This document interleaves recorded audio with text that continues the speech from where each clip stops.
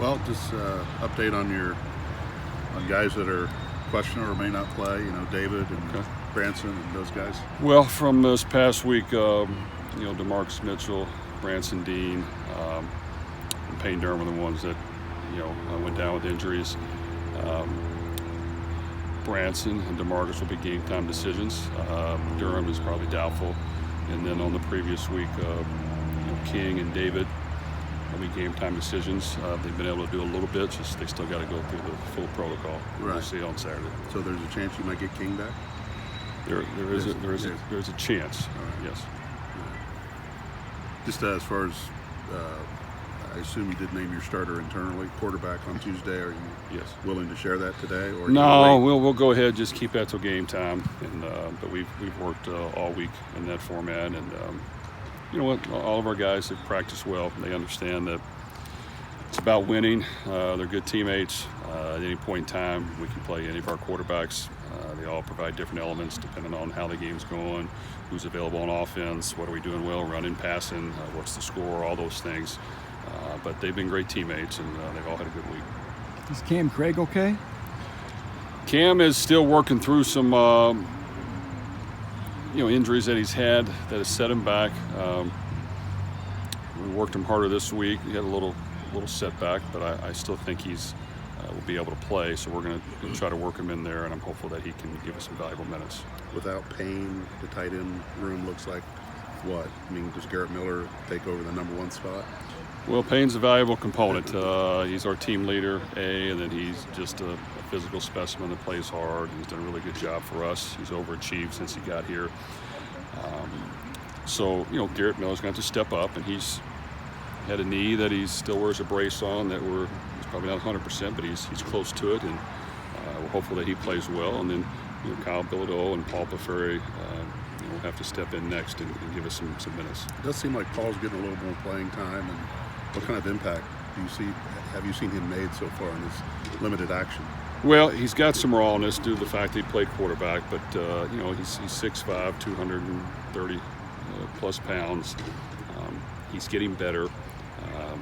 Things aren't just supernatural for him as far as blocking at the point of attack and just all the little different elements that go into playing tight end. But he's worked hard, and we're going to play guys at this point. And running back, tight end, we got to get them in there, and they've got to improve and learn on the job, and hopefully do a good job.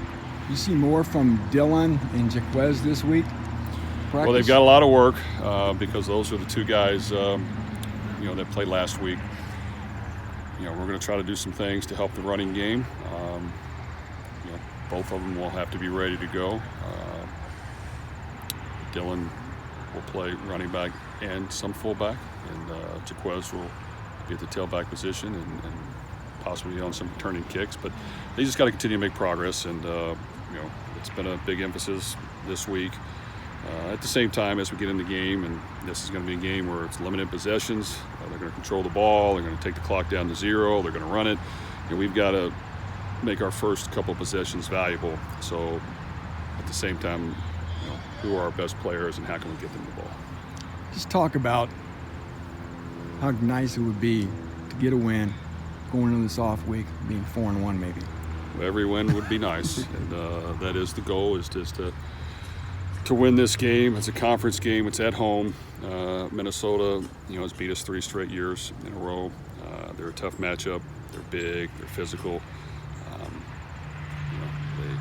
They run the ball and control the clock. And in those type of games, it's important that we get a lead. And if you can't get a lead, you're behind the 8 ball the entire game, and then you're fighting and scrapping to just hang in there and try to figure it out. And we got behind last year and tried to scrap and figure it out and hung in there, but came up short, and it's tough to do that. So we have to figure out a way to get a lead. We have to get some stops early.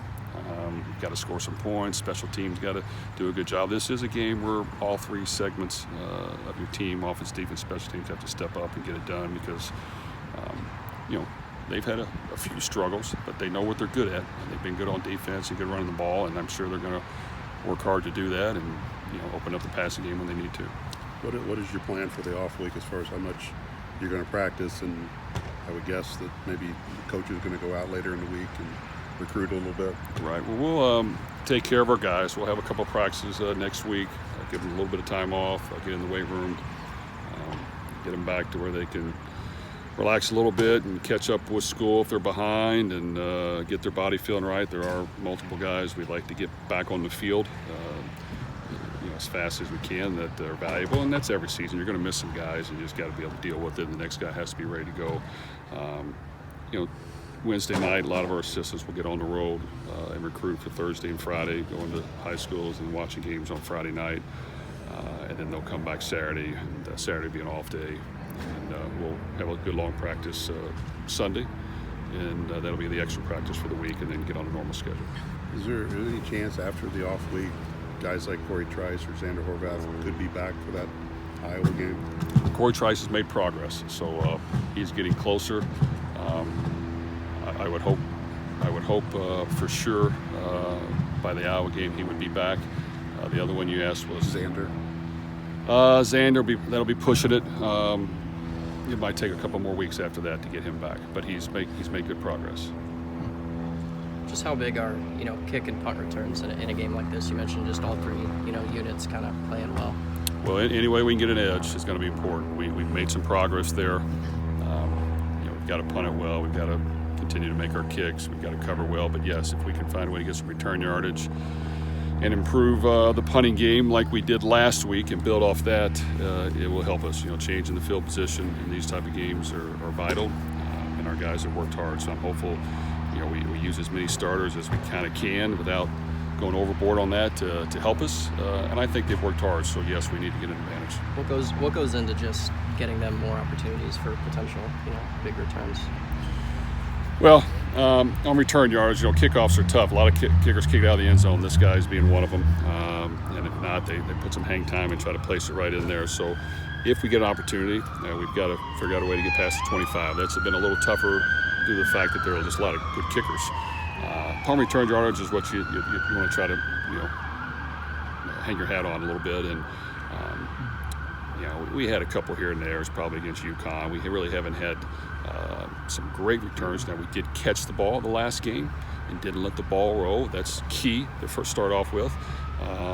And yes, it's just important that we get 5 to 10 yards. If we break more than that's great. But catching the ball is the first thing, and figuring out a way, which we've worked hard at trying to block second level of guys running downfield to give the punt return a little more room and see if that can work. So we've worked on a lot of things.